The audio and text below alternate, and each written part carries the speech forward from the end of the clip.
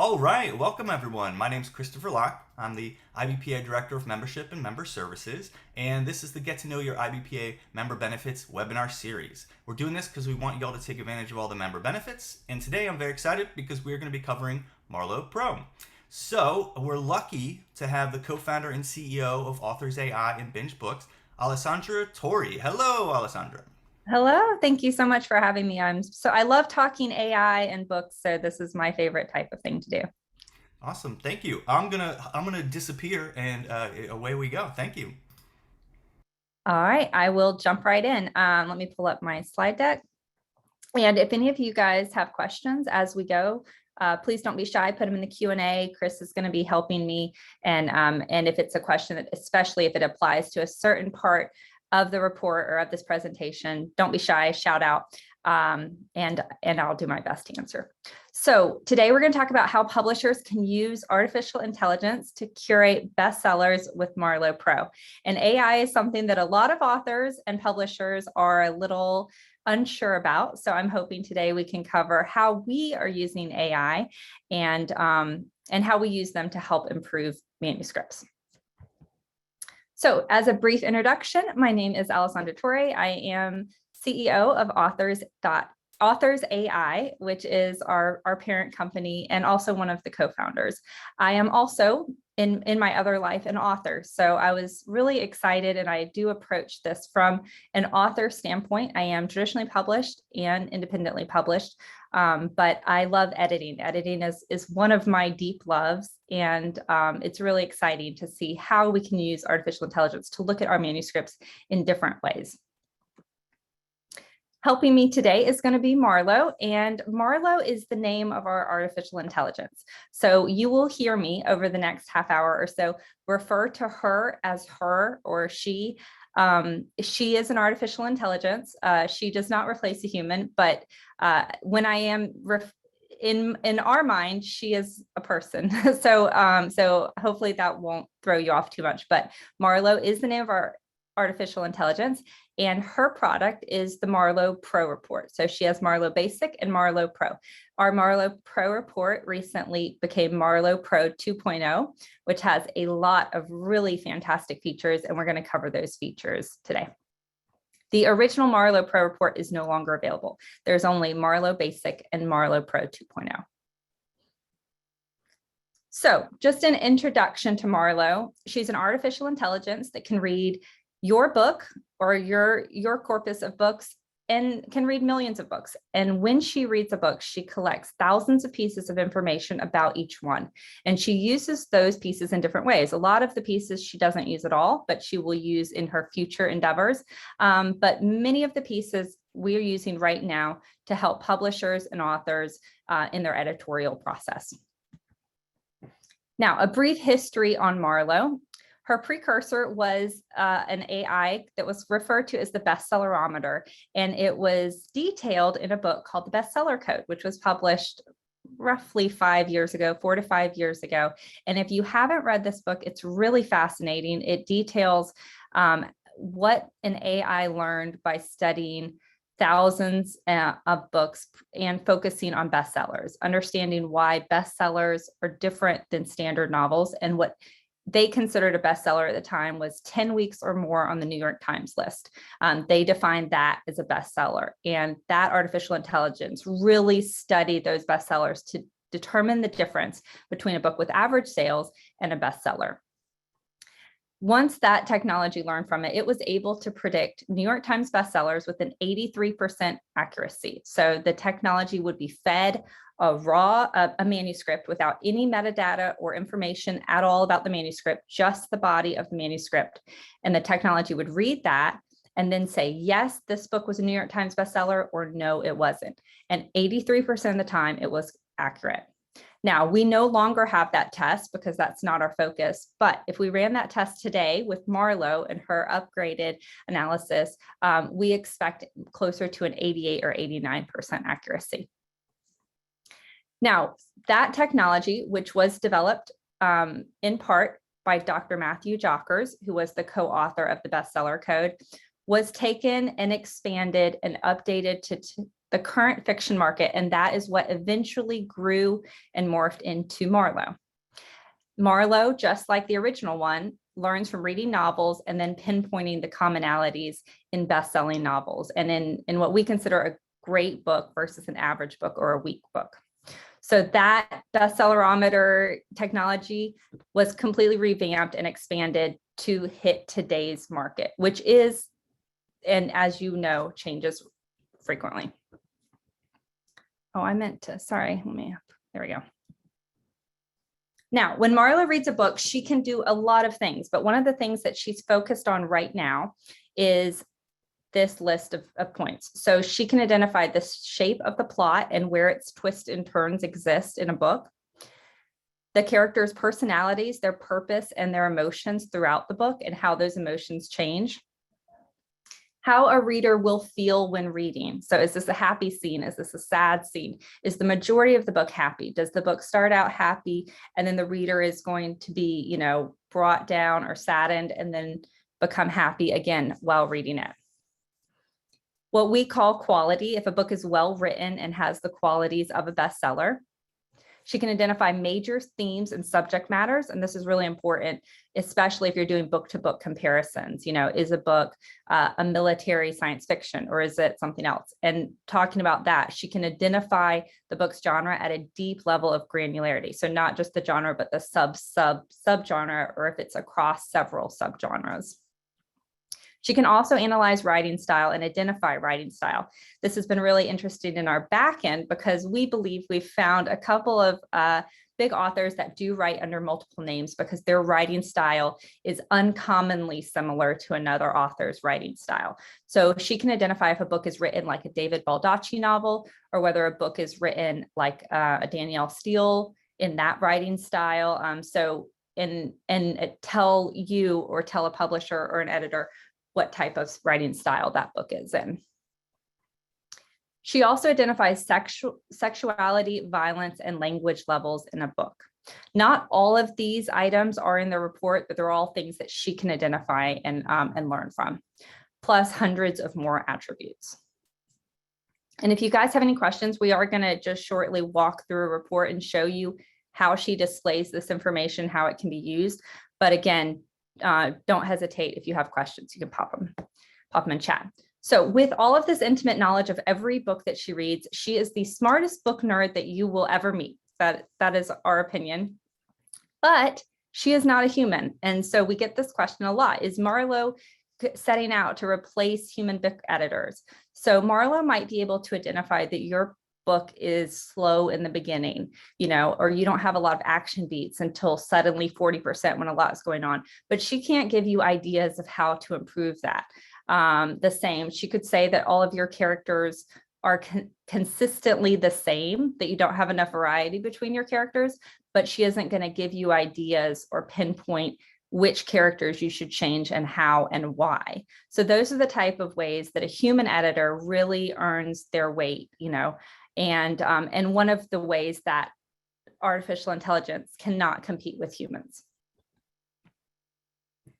She does have a lot of really great benefits, though. She is fast. She can read a book in a matter of minutes versus a human, which can take much longer.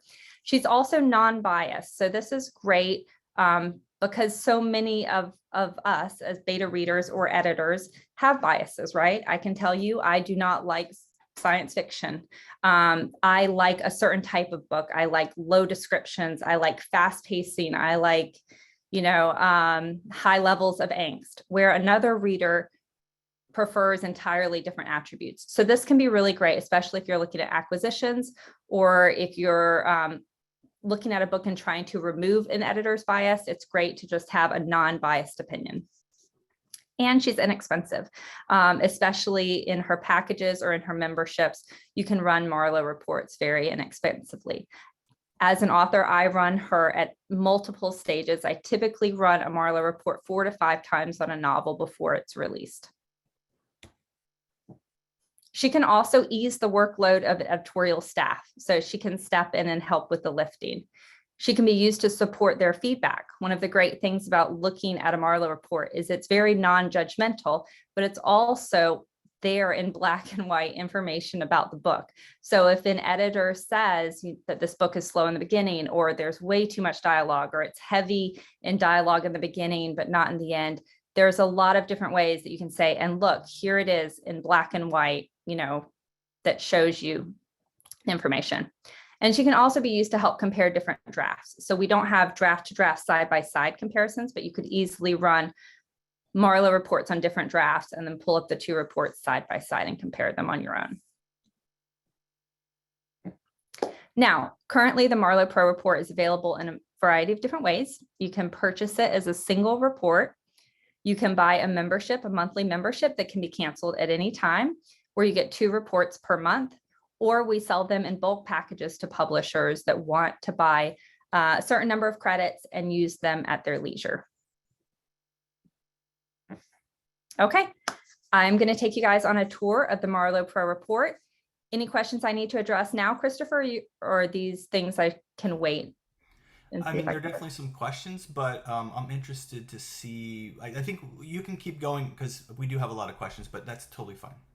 Okay, I'm going to open up the report. So let me.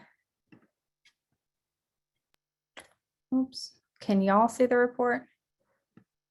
Can you see a report? Not yet. Okay. Yeah, but that's let me okay. try again. All right, let's try this one more time. Okay, what about now? Yes, absolutely. Thank you. Perfect. Okay, fantastic. So the Marlowe Pro report is over 30 pages long, full color, and it is a combination of information and then how to use that information. So this is just an introductory page. The book that we are using in this example is called Moonshot. It is one of my novels, and it is a romantic suspense. The first thing the report covers is the plot structure of the book. And on the left side, it identifies the archetype that it is most similar to. So we at Authors A.I. use 7 major archetypes, things like emergence or man in a hole, those sort of common archetypes that have been around for decades. And Marlowe, and we do have a breakdown of those via this link here at the bottom.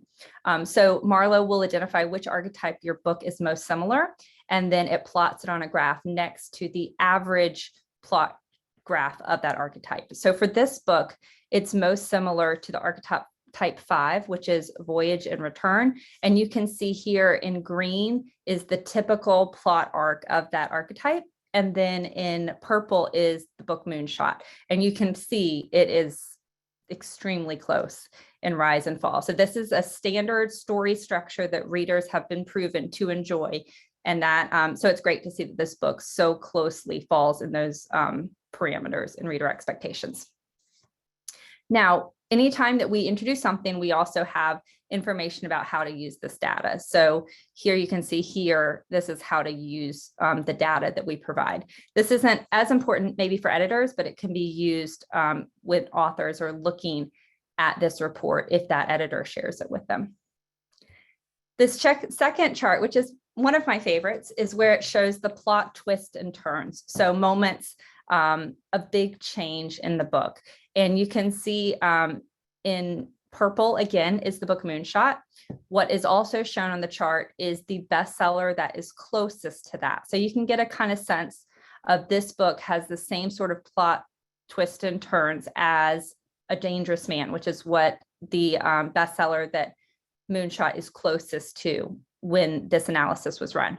It's important to say that our bestseller corpuses that are corpus that is used in these comparisons is a limited number. It's roughly 300 best-selling novels, but it does not deeply cover every genre and subgenre. They are historical monster bestsellers that we anticipate that editors and authors and publishers will be familiar with. But it's not a perfect match because the comparisons can only be made to those 300 books. So that's just an important aside to make. This next area is the narrative beats. And let me see if I can scroll in a little tighter so you can see it.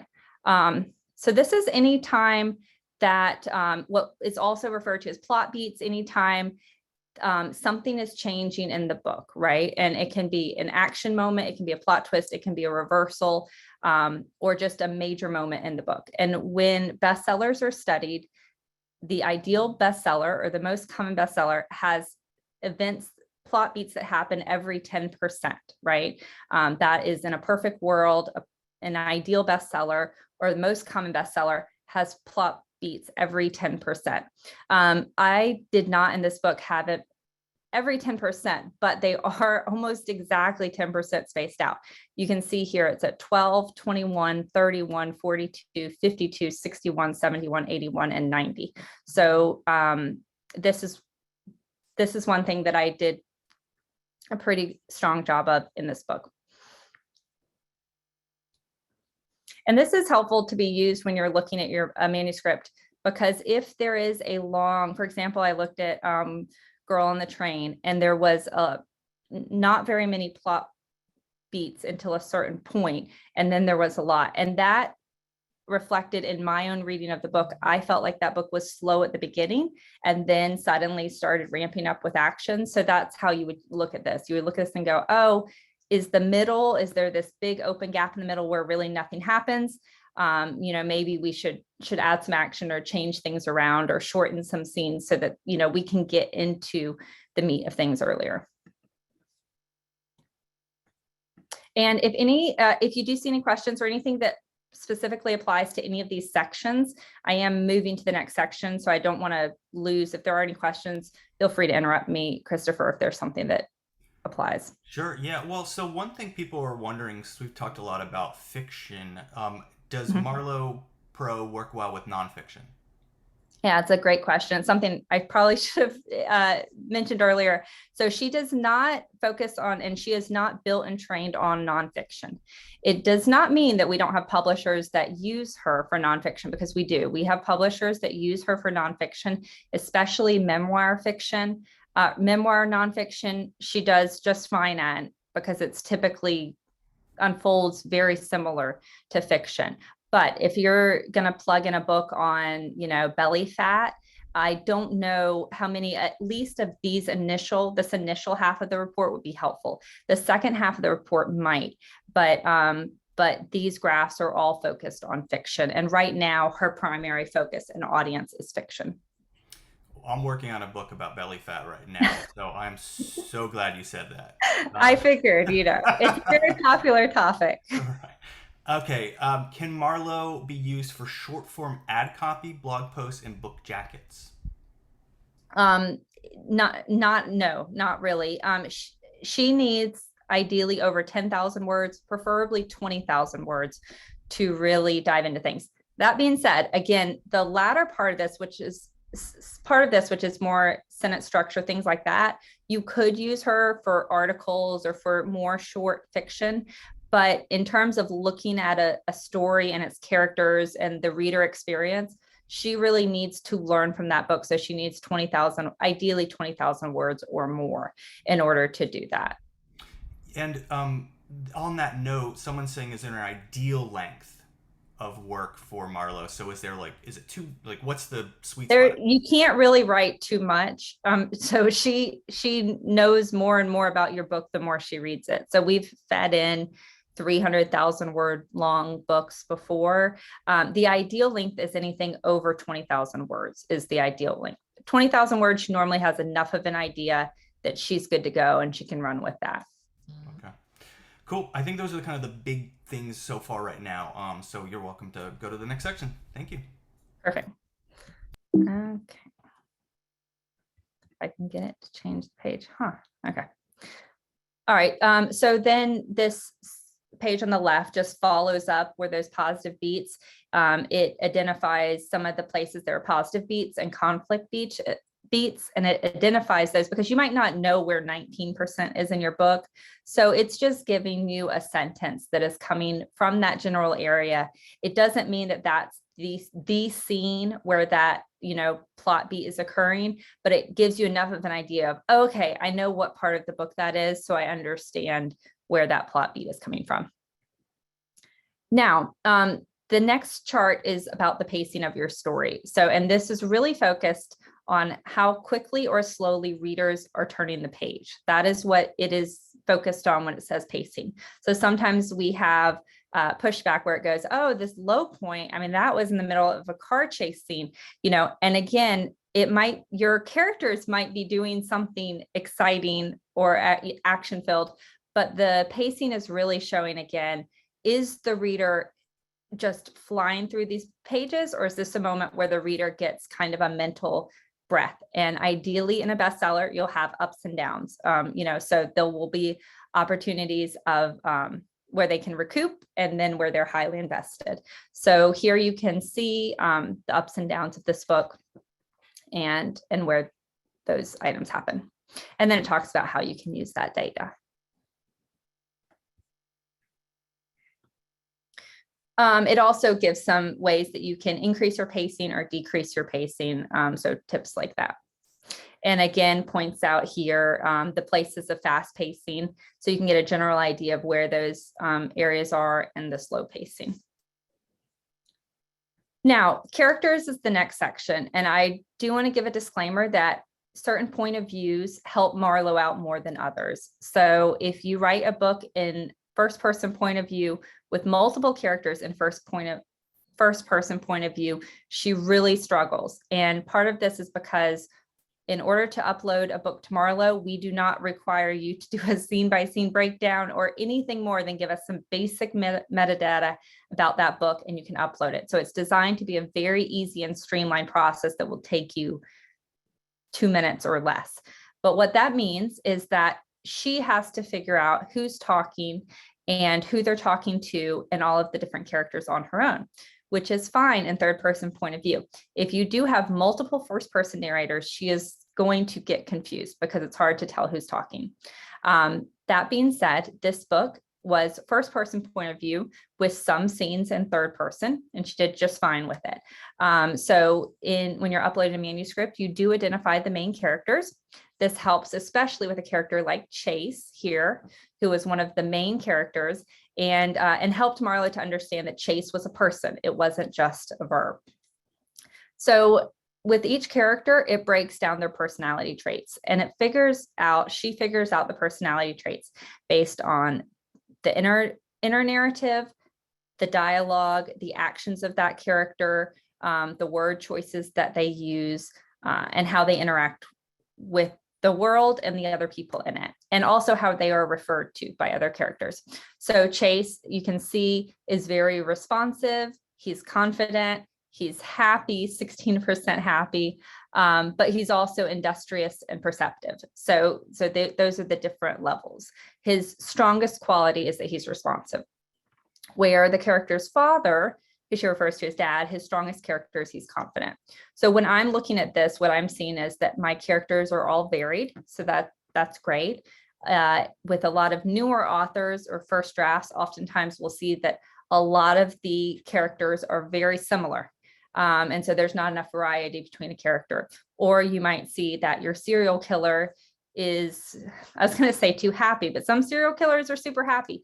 But, there might be qualities here that don't necessarily mesh with how they should be. So that is when these character breakdowns can come in handy. Okay.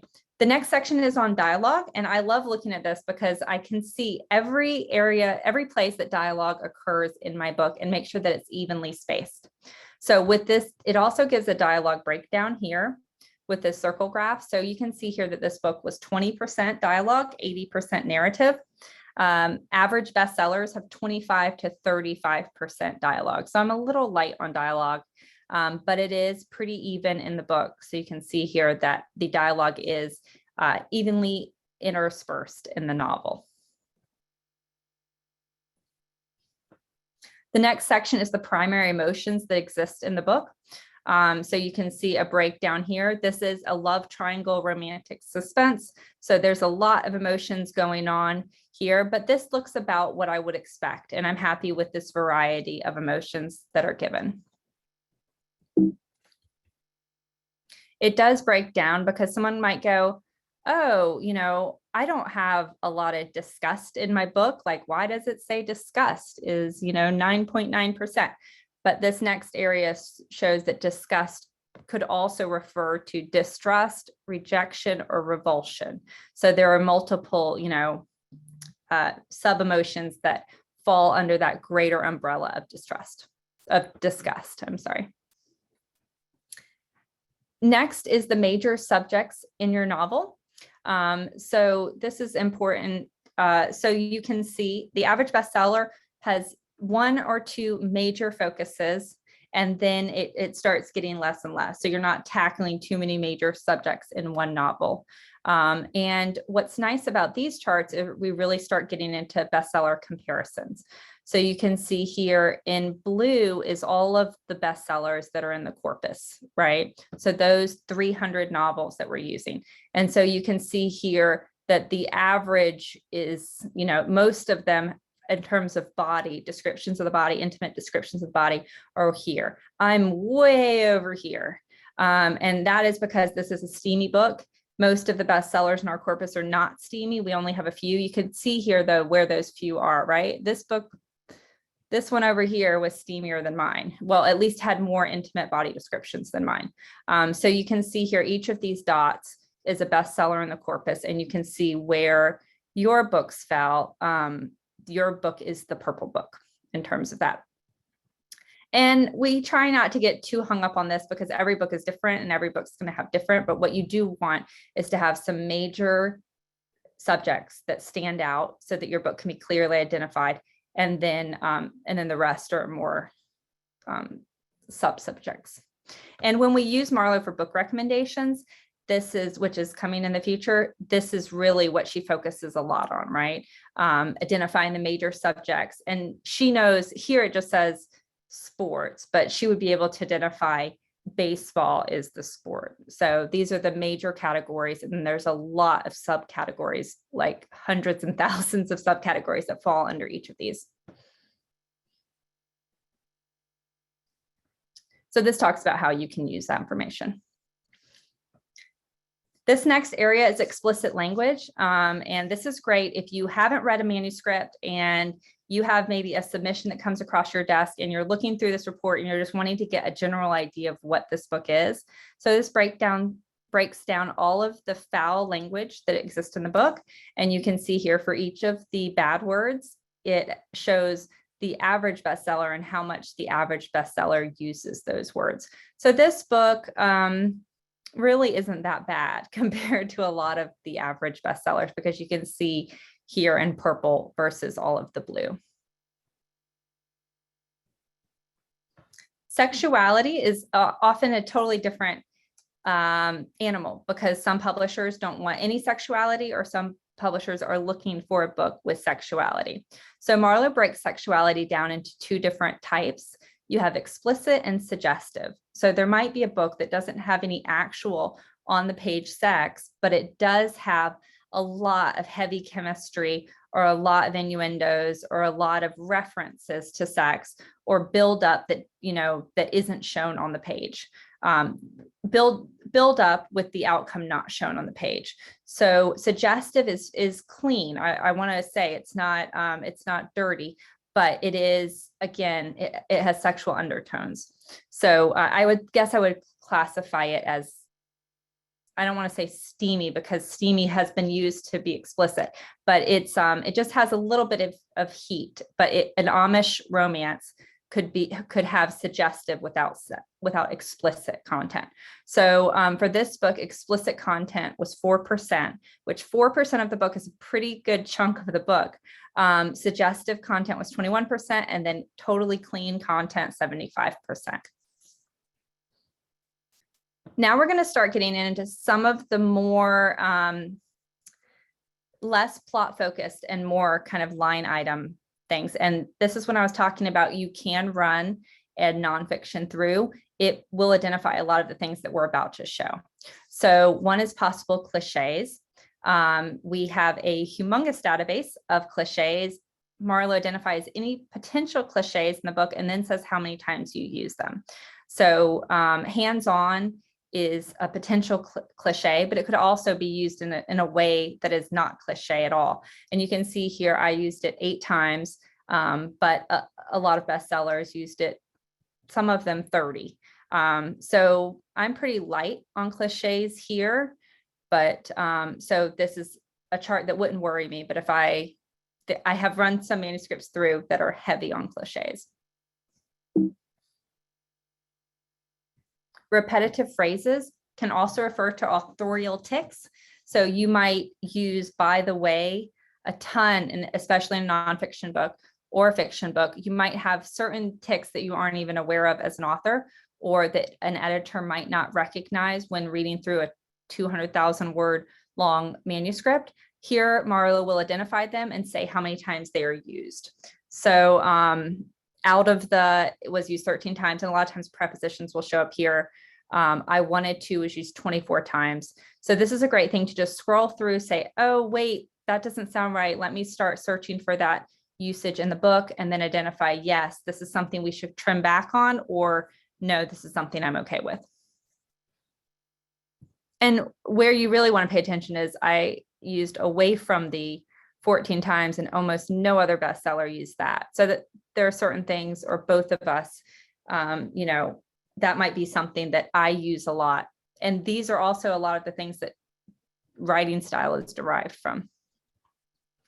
So sentence stats and readability score, you see this a lot on tools like Grammarly, or AutoCrit. So this is doing the same thing. It's breaking down the distribution of sentences in terms of length throughout the book. What is nice about this chart is it does show the average bestseller combined, all of the average bestsellers and where they typically fall. So you can see that my arc is pretty close to that average bestseller arc. And I do want to say that Moonshot was a New York Times bestseller.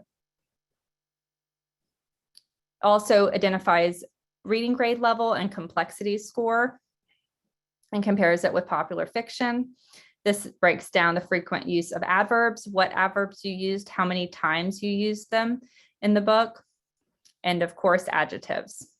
So it turns out I really like the word "wrong." I don't know why. Stupid, I used 37 times, which would stand out to me as too many times. And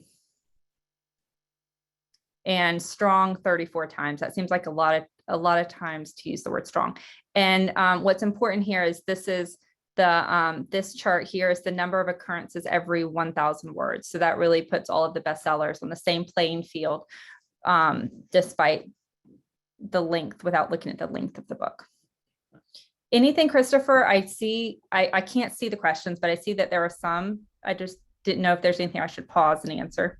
Yeah, well, so one person's asking, are the character traits, etc., standard sets applied to each work, or do they change based on the work? I think I understand the question. So I'll try to answer the question, then please follow up with a comment if I didn't answer the question. So every character breakdown will look completely different for every book. Sometimes Marlowe will only identify 1 or 2 main characters. She has to have enough information about a character in order to create those charts. And then there is a chart. Let's see if I can easily go back. There is a legend that has, okay, so these 8, 7, something like that, are all standard. There's always these categories, and then it's just a question of what the major 5 are that are associated with that character and where they'll show up. And another person was wondering, how can you tell how fast the reader is turning pages if this is artificial intelligence reading? Sure. Yeah, it's a great question. So pacing is determined by the length of sentences. There are different ways to increase or decrease pacing. So when we talk about that, description slows down pacing. So if Marlowe is reading a scene that has a ton of description, she will identify that as a slower read, right? It takes more. The complexity of the verbs and nouns that are used, right? More detailed information will be read at a slower pace than short. Shorter chapters, shorter paragraphs read faster. Dialogue reads faster if it's not weighed down by a lot of adjectives and adverbs. So it is a combination of a lot of different things. If she looks at a scene, she's looking at everything from sentence length to complexity of the phrases or of the sentences to what's happening in the verbs and adjectives that are being used in that scene. So she will understand that a car chase should technically be more exciting or be read quicker, but that is just a small part of the recipe that decides the pacing that is identified. Okay, yeah. I'll save some of the other questions for later on. Okay. Okay.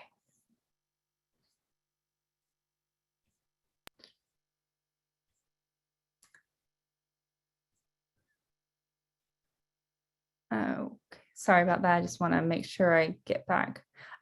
Verb choices and passive voice. This tries to identify the amount of passive voice in the book, and verbs. It's not perfect because sometimes the word was is used that isn't passive, but these are all the verbs and passive voice that exist. And then it shows you where you're at. Again, you always want to look at where the purple dots are in the blue. And what we're reviewing here, just as a reminder, is a Marlowe Pro 2.0 report. And so this is the 2.0 report when you're looking versus the basic report, which only has maybe 20% of these items. Punctuation data is there. You can see and make sure that you're not doing something that is crazy outside the norms. And then possible misspellings. Our dictionary is not perfect, but she's not bad. And so it will identify any possible misspellings. This is great, especially in the final drafts when you're going through and you can just look. A lot of the times, backflips is a word, so that wouldn't be there. But you can say, oh, love my is together without a space. That was probably a mistake, so I can search the manuscript for that and find that. And the same, shoes, sneakers without a space in between. That sounds like I should have caught that prior to publication. Now, this next section is really exciting, and that is how your book compares to other books and what subject matter comps are most similar. So again, what's important to know when you're looking at these is it's only going to find comps inside those 300 books that are in our corpus. So if you write a fantasy sci-fi book and we only have 5 fantasy sci-fi books, chances are those are the 5 that are going to show up as subject book comps, even if they might not be perfect matches to your book. What is shown on this is how close of a match those are. So in the middle here, I have my book, Moonshot, in purple. We love purple. And these are the closest books in terms of subject matter comps. And the closer the blue ball is to the purple, the more similar that book is in terms of subject matter. So Gabriel's Inferno is the closest, and that I can go ahead and tell you is going to be a lot based on the sexual content that's in Moonshot. Hardwired by Meredith Weil, which is also a steamy book, is showing up close. But you also have Love Lettering, Beautiful Disaster, Luckiest Girl Alive, which is further out, but this is the same.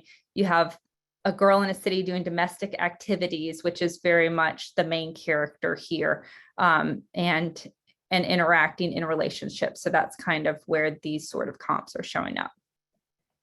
Now, what we're excited about is in the future when Marlowe can compare a subject book to thousands or hundreds of thousands of books, and then these what do we have here? 8 comps will be very, very, very precise. Let's see.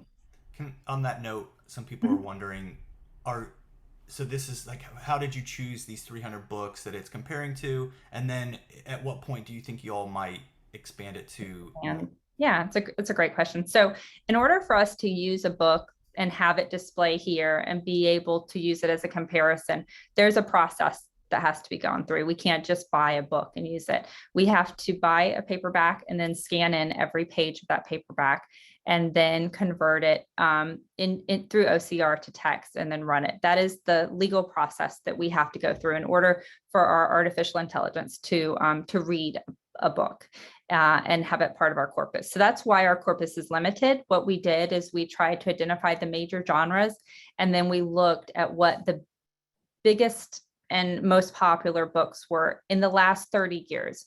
So when we looked at Stephen King, we said, okay, if there are 5 books that everyone thinks of when they think of a Stephen King book, what would those 5 books be? And are they varied enough from each other that we're not just, we want to give a variety. So we tried to look at the major names, but also just the major popular books out of the last 30 years that someone thinks of, that still provide variety so that we can hit different comps. But also is a book someone would be familiar with. It won't help me out if someone says, oh, the closest book to Moonshot is, I don't know, Her Wife's Unicorn. And I have never heard of Her Wife's Unicorn or the author that wrote that. So we wanted to pick books that were recognizable and someone could go, oh yeah, I know what that book's about. Even if I haven't read it, I'm familiar with that book enough to know that this is a good subject matter comp or this is not a good subject matter comp. And on that note, someone's actually just asked about the subject matter. So they ran a Marlowe Pro, and they felt that it was like there's a creature that's similar to their book that it was compared to, but that the novel, I guess the narrative novel, like they didn't felt that it fit as much, but it might just be that it's based on just the books you all have to compare it to.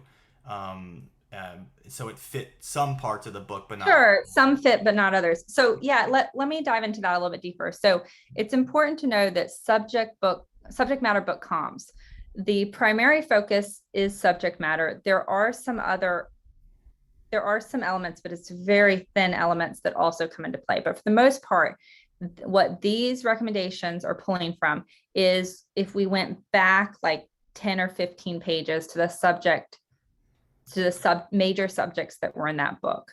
So if I think about Beautiful Disaster by Jamie McGuire, that was a book that was set at a college. It had a girl, it had her interacting, going on dates. So what are the major subjects? And so what were the common nouns and verbs that were used in that book? What were the settings that were used in that book? What were the characteristics or the actions of those characters? So if you have a chef who does, or a book about a chef might be compared to a book about a stay-at-home dad who cooks a lot of meals because they're doing similar things 12% of that book, so there are a lot of different ways that subject matters can come.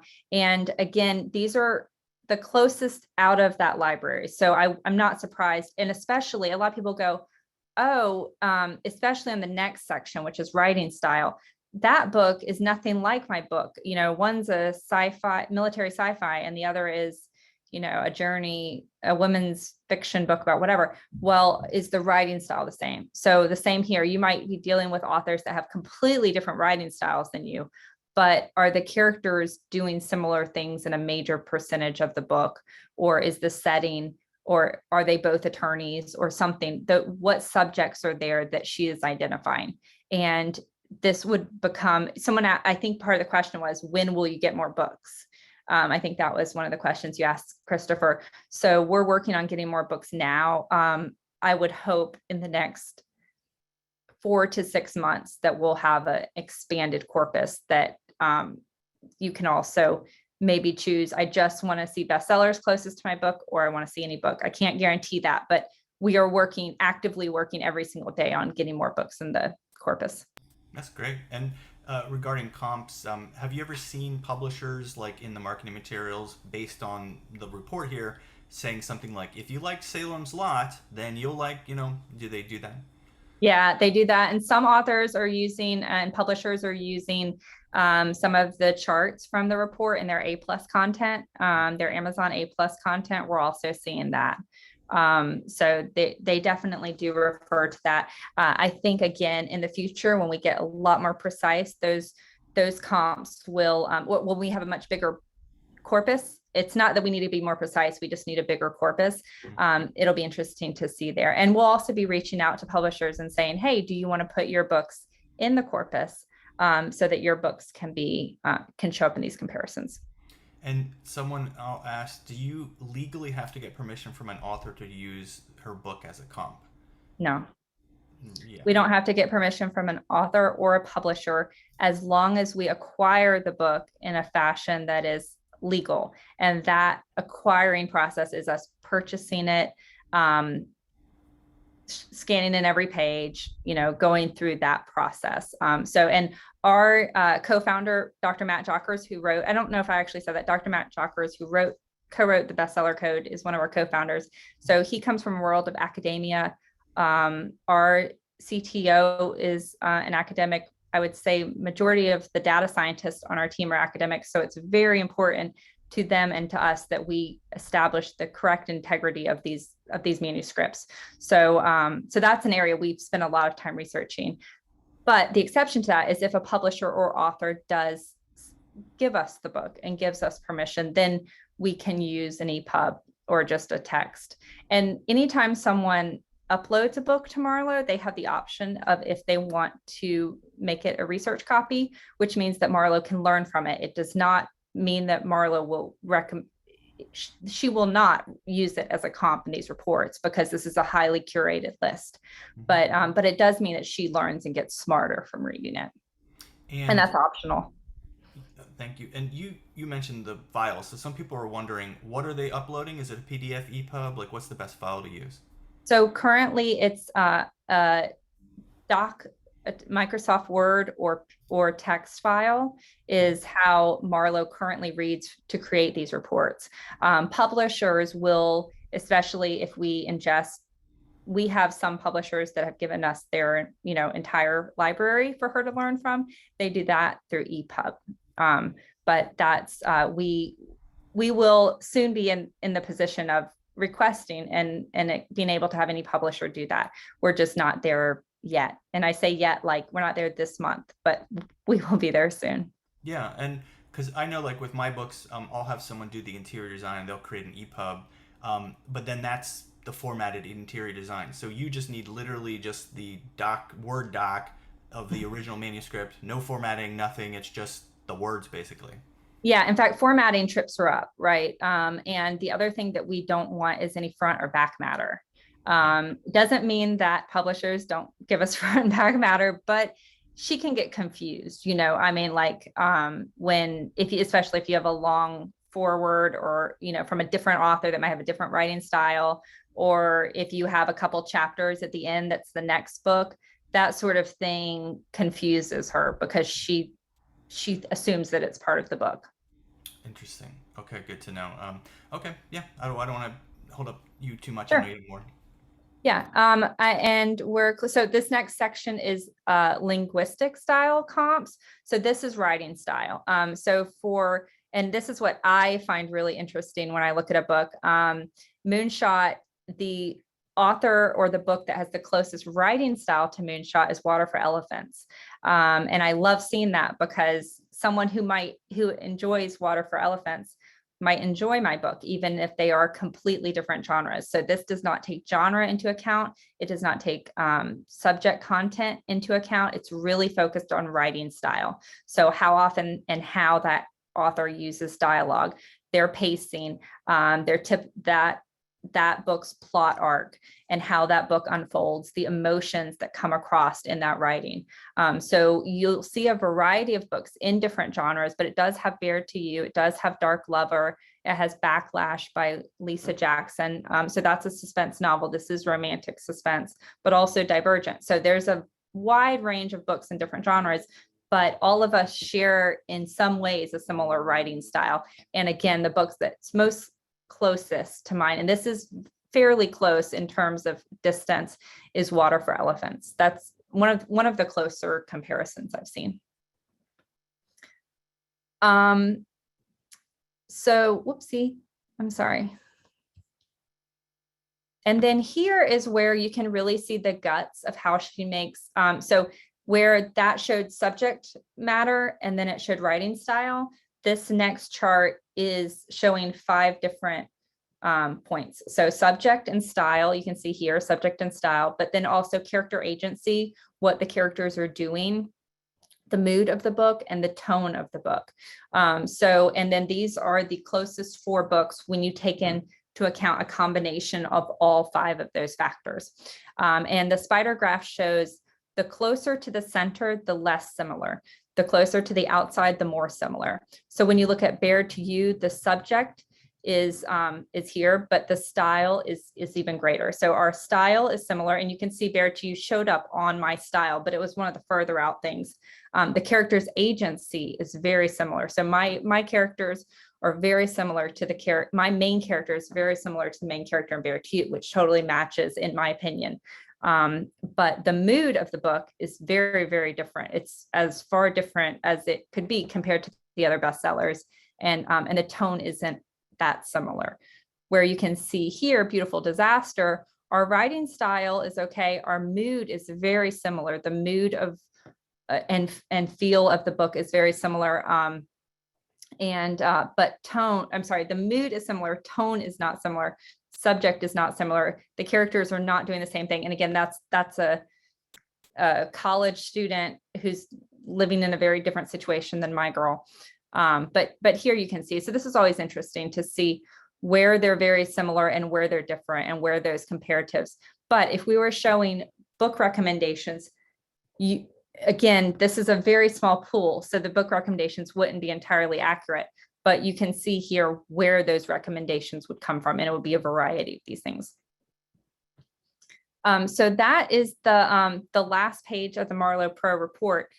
So I'm happy to answer any and all questions. Should I leave the screen share up, or do you want me? What is it? It depends on the questions. If you think some of the questions I might need to refer to a. Well, the questions now are actually kind of more of like an overarching concept of AI and Sure. evil and all that. But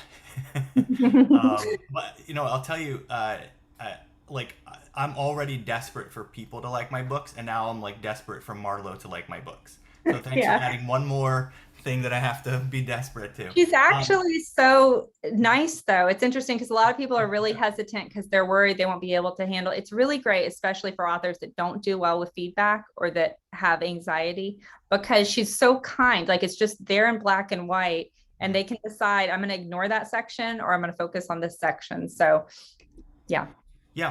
So one thing I wanted to do to help our membership, so I do see the applications very easily for authors. I wanted to see, in terms of publishers, how you feel that Marlowe will be useful to publishers.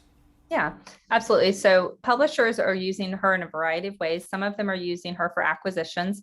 They're looking at a group of books and they don't have time, or they don't have the staff to read 100 books. So they're running the books through Marlowe, and then it's just taking someone 5 or 6 minutes to flip through each report, if that. Oftentimes the publishers are looking for a certain type of book, and someone might have said like, oh, this is the next Stephen King, so they can just flip through and go, okay, did any Stephen King comps come up? What is the pacing? They can immediately see like, oh, this book is heavy with sex, we're not going to be interested in this book, that sort of thing. But they can also see like, oh, the story beats are all over the place, or there are certain red flags that can show up. So some publishers are using it as an acquisitions tool to help them break down and focus on the books that they want to read, or they want to have someone spend time reading. Other publishers are using them to help support their editors. So we have traditional publisher editors who love Marlowe. Marlowe, I've found people either love her or they don't use her, so it's one or the other. So if you have a very analytical editor, or an editor that likes supporting documentation, or that wants to just look at the book in a different way, that a lot of editors use her throughout their editorial process. And sometimes they share that information with the author, and sometimes they don't. Sometimes they use it just for their own use, or they can use it to compare 2 drafts and see how much has changed. So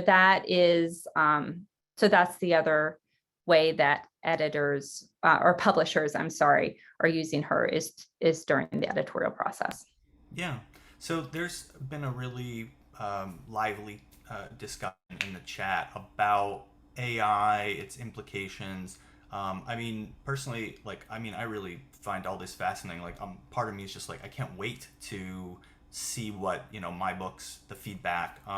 But I understand the concerns, for example, the concept of a publisher getting a manuscript, putting it through some, AI, and then it, saying this won't be a bestseller, and then having it getting thrown out, and authors are like, how do you but give it a chance, read it, maybe it's excellent. So maybe you can speak to just that concept of like some of people's fears of like the heart and the humanity being taken out of the acquisition process and all that. Yeah, it's a very valid, and I'm an author, I mean, so I understand the emotions about that. So we do not have a bestseller score right now. That is the number one question that we get from publishers is, oh, well, can you give it a bestseller score? And part of it's because of what you just said, right? Like every book is different, and there are books that are wildly different from every other bestseller out there, yet they are loved by readers or they become a bestseller, but they are just so different. So it doesn't mean that that's a bad book.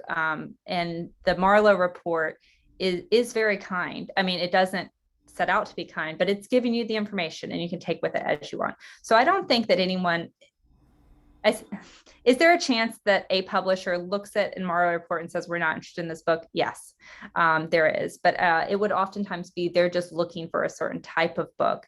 And that book, may be easily qualified. But it could also give, a lot of times publishers have hundreds of books that they have to go through. And the chance of someone reading all of those just isn't going to happen. So it can help discover that. Where this technology really is going to be amazing is in the next, what we're working on now in terms of helping great books to be discovered. So I wouldn't look at AI as an enemy to great fiction being found or purchased, or acquired or, published. I would think about the exciting opportunities that if you do have a supercomputer or a superbook reader that can read thousands or hundreds of thousands of books and identify characteristics of it, then you have a really great opportunity for book discovery in the future, because you can use that to promote books to readers or to cause readers to discover books. So I can understand some hesitations on the acquisition side or on that, but there are some amazing opportunities that we're working on in just the next few months that can help those same books be discovered. Yeah, and I definitely think that it's one more helpful tool in the process rather than it being something that's going to take the It's not going to be place a of. gatekeeper. Yeah. It will be the opposite of a gatekeeper is my opinion. Yeah, and Eric, your coworker, is mentioning that the concept again that it's not meant to be the creative feedback on the manuscript. It's really more for just giving feedback on everything you've just described. That Yeah. It's not an opinion about whether or not it's a good book. It's just helpful to see how it compares. I mean, being able to compare it to other best books that actually are bestsellers in certain genres is just helpful to know. But I think we all know that there's always exceptions to the rules, and so yeah, I understand people's hesitation, but I also again find it to be just fascinating to get this type of really interesting deep dive feedback from something that is able to analyze things in a way a human can't. Okay, so people were asking about the types. Got back to the documents. So they were saying no Apple Pages documents, just Microsoft Word. Do you want things like chapters stripped out? Is that all Yeah. explained? So she's pretty good about, I mean, I wouldn't go to the trouble of stripping out any formatting that you have in terms of chapter headings and things like that. I take my books, which I write in Pages or I write in Scrivener, and export it as a Word doc, and make sure that I don't have any front or back matter, and I run it. And 99% of the time, you're good to go. Now, if you have comments in, if comments are there, if track changes are on, that is where she's gonna, struggle. But as long as you've accepted all changes and you don't have any headers, I mean, like if you have maybe headers and footers, that there is a checklist that helps you to remove any of the things that she might get hung up on. And oftentimes she does okay with them. It's just, we're just trying to make the process easier on her and on our team, because if it gets bogged down, then it's going to take longer to get to you. Normally, you would get a Marlowe report within 4 or 5 minutes of running it. At most 15 typically, but normally 4 to 5 minutes after you run it, the results are there. Yeah. And just to remind people, so IBPA does have this member benefit, and currently, like you get the one free report, and then I believe it's 15% off for the subscription. So you can get a like you all have different like subscription levels, right? But you get currently it's 15% off the 24 reports, which is a full year subscription. Yeah, and we also have bulk packages for publishers. So if you're interested in that, there's an industry section of the website, but you can also just reach out to Eric at bingebooks.com. He can put his email address in the chat, and he can work with you on the industry package. And we can also honor the IBPA 15% discount on those industry packages. Yeah. And so, I mean, this is, yeah, thank you so much for all of this. Is there anything else before we head out that you wanted to mention about maybe, the member benefit, or just the, your like Marlowe Pro in general? Sure. Yeah. The only other thing I would mention is Marlowe will soon live on BingeBooks. She will soon also live on BingeBooks.com, which is a book discovery site. So if you have a chance, check out BingeBooks.com, and we can accept publisher books there. If you're interested in uploading your books or creating author profiles, there's a place for all of that. And in the future, we will use her artificial intelligence to do book recommendations there, which will be fantastic for helping readers discover your books. Yeah. Without any advertising or cost. Yeah, and any updates, we'll keep in touch about for our members, what will be available to them. So yeah, thank you. I mean, feels like the future is now. So I really appreciate you for explaining it, and I think hopefully you've helped answer some of people's questions about how it all works. I'm going to stop recording for everybody out there, but we're not all going to disappear. But anyway, everyone watching at home, thank you so much. We appreciate it. And Alessandra, thank you so much. Very informative. Thank you, guys.